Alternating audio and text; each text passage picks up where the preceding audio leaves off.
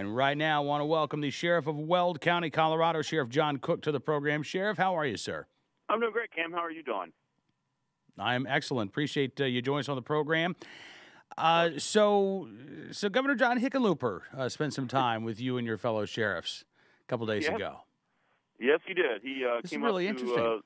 yeah, it was. I have to admit, I was impressed that he did come up. I didn't think he would. It's a little difficult to come up to a conference of sheriffs that are suing him in federal court, and I know he's not particularly fond of the sheriffs, so I give him credit for coming up. Okay. And how much credit do you give him for what he had to say? Well, that's a totally different matter. I asked him. I'm the one that asked him about why he would not listen to his sheriffs, why he listened to Bloomberg instead of us. That basic thing. And I wasn't doing it to be a jerk or to put him in a spot. I just wanted an answer. I wanted to hear from him why he refused to meet with us. And he could have said, hey, because I hate you guys, or I agree with these gun control bills, so therefore there was no need to talk to you, something like that. And well, then, all right, at least I got an honest answer. Well, after he responded, I think I was more, surprised and shocked about the answers that we received. Yeah, because Governor Hickenlooper says he didn't know that you and other sheriffs wanted to talk to him until, what he said, a week or 10 days after the vote was taken. Right, until 10 days after, which, is so surprising to me because, we had 30, 35, 40 sheriffs, whatever it was, down at the Capitol testifying against these bills. So when I got up to testify against one of the bills, all the other sheriffs came up and stood behind me. And when another sheriff got up and talked, same thing. Made quite a bit of news. Justin Smith from Larimer County went to his office and wanted to meet with him to talk about the gun bills. And again, he said no. And so to say he didn't know we wanted to talk to him, at minimum, is a little disingenuous.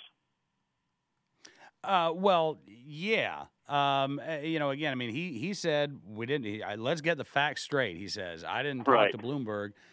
Well, yeah, he did, and now the governor's spokesman says, well, look, Sheriff, the governor puts his foot in the mouth all the time, and what he meant to tell you was that he didn't have a conversation with Bloomberg that swayed him in any way.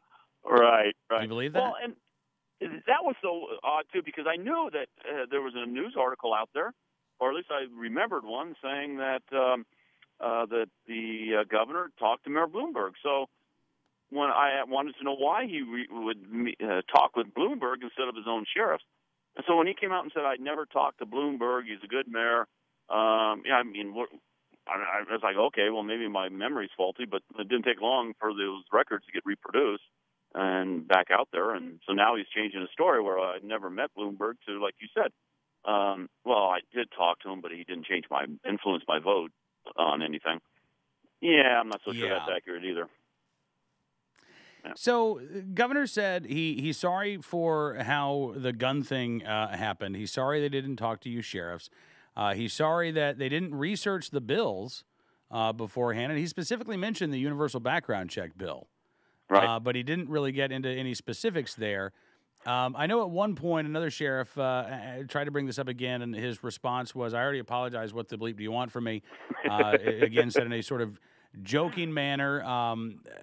But, a serious answer, I think, would have been, well, maybe how about this lawsuit we have challenging these gun laws? I mean, if things really, went as poorly as you now admit, and if you're apologizing for how things happened, maybe we work on these laws.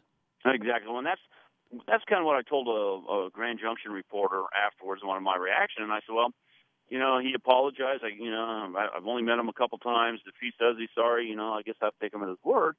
But if he's really sorry, why would he so adamantly defend the Attorney General's office or have the Attorney General's office so vehemently, take us not take us to court, but defend the laws in the federal court? He could have said, "Hey, lay off, or we're not going to represent the state on this, and we'll try and get him thrown out, and we'll start over." But that's not what he did.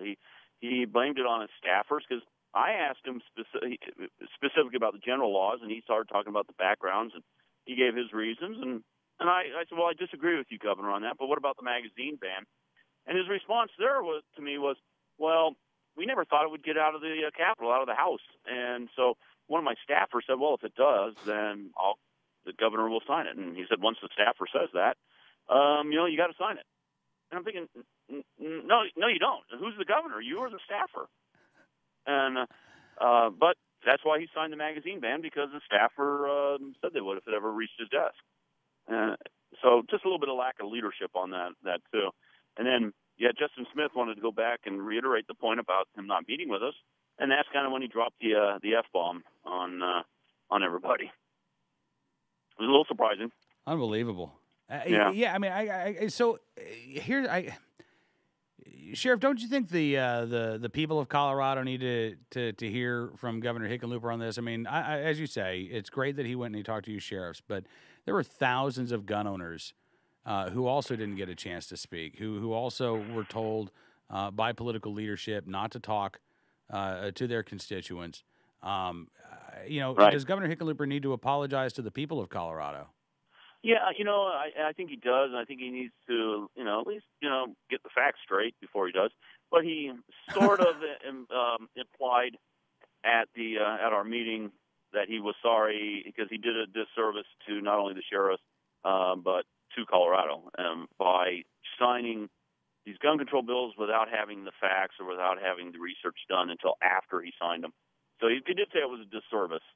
Now, whether or not he would have signed them, I'm sure he would have signed them anyway.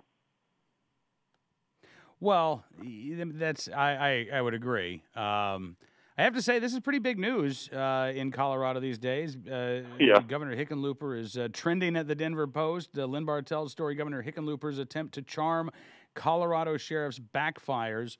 I know the governor is out of the state right now, actually out of the country, but it seems to me this is something that the Colorado Press Corps are going to want to ask Governor Hickenlooper about when he gets back. I would think. I hope they don't treat it as old news when he gets back, because it isn't. He signed two major legislative bills that have an impact on every single Coloradoan, every law-abiding citizen in the state. So I hope they do confront him and talk to him and find out, hey, which one? What is it? Did you have the facts? Didn't you have the facts? Why did you apologize? Why didn't you? Are you going to apologize to the rest of Colorado?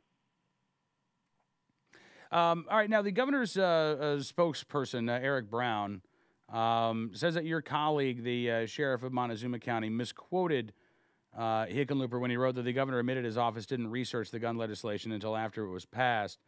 Your colleague, Sheriff Spruill, says he stands by what he wrote. Do you remember Governor Hickenlooper talking about research or the lack thereof? Yes, absolutely. As a matter of fact, he didn't say it once, and he didn't say it twice. He said it 3 times from what I remember, because that's what he was saying. It was a disservice, because he told a story about, hey, you got to have the facts, and he, by a friend on a different matter, and he goes, I'm thinking there last night, we don't have the facts on this. So he went to the head of the Department of Public Safety while the bills were being introduced, while there was discussion, and he goes, let's get the facts. And he goes, it's not right. We should have had the facts before we introduced the legislation.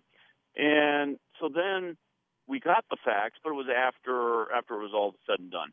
And so, and that's my word, the said and done. I think he said after it was signed or whatever. But so absolutely, he said that they didn't have the research or the facts by the time it came to his desk and he signed them.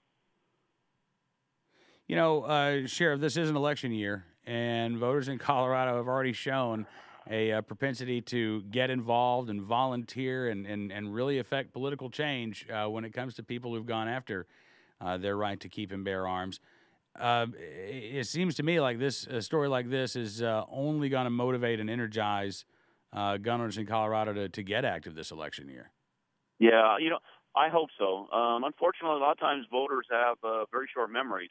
And, I think if they'd have passed those legislative bills this year, no question. But when the sheriffs went down to ask for the repeal or to testify for the repeal of the gun bills, there really weren't that many people that showed up. The year before, we had literally over 1,000 people show up to testify against the bills. When we came to repeal, 25, 30 people maybe. So I'm hoping that this will re-energize, will, stir some emotion in the hearts of people to really get out there and, like you said, affect change when it comes to their Second Amendment rights. Well, I hope so too, Sheriff. Listen, thanks very much for coming on the program, sir, and My hope pleasure. to talk to you again very soon. Okay, Sheriff thank you. John Cooke joins us from Weld County, Colorado. Absolutely, Sheriff. Thank you again.